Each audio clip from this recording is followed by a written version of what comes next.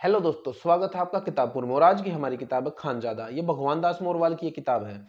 और अगर आपको हिस्ट्री की वेब सीरीज, मूवी देखना पसंद है, किताबें पढ़ना, तो ये किताब आपको बहुत पसंद आएगी। यहाँ पे ये किताब तो देखो, बाबर से लेके हुमायूं अकबर की ये कहानी चलती है। बेसिकली दिल्ली दरबार के ऊपर ये कहानी चल रही है। दिल्ली दरबार में कौन कौन आया, किस टाइम कौन कौन गया, अकबर तक ये कहानी आती है।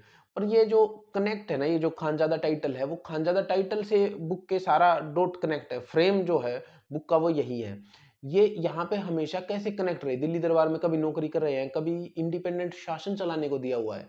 और किताब में आप देखेंगे कि 10-10, 15-15 हजार की फौज है, वो 1-1 लाख की फौज से कैसे लड़ रही है, स्ट्रेटेजी कैसे बनाते थे ये लोग, और शासनकाल चला रहे हैं तो शासनकाल कैसे चल रहा है।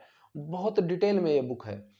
बहुत आपको पढ़ेंगे तो आप विजुलाइज करेंगे चीज़ों को कि उस समय कैसा होता होगा और किस तरह से युद्ध लड़े जाते थे, और जाते कैसे थे। युद्ध लड़ रहे हैं तो उसमें कई-कई महीने सफ़र होते थे, और वो किस तरह से होते थे, कैसे-कैसे लोग जाते थे, उनकी पूरी पॉलिटिक्स क्या रहती थी, और किस तरह से, किस बेस पे नियुक्तियाँ कैसे होती थी, और सब कुछ आप इसमें बुक में देखेंगे तो आपको एक तरह से ये लगेगा कि एक कोई अच्छी वेब सीरीज़ हिस्ट्री पे आपको देख ली हो। विजुलाइज़ बहुत अच्छा करेगी ये किताब।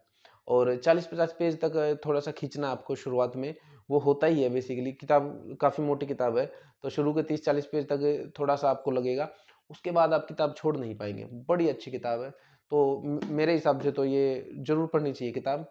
बहुत अच्छी किताब है। हिस्ट्री अगर आपको पसंद है तो ये ज़रूर पढ़ें। हाँ, हिस्ट्री हिस्ट्री अगर जिसको पसंद नहीं है तो उसके लिए ये काफ़ी बोरिंग भी हो सकती है।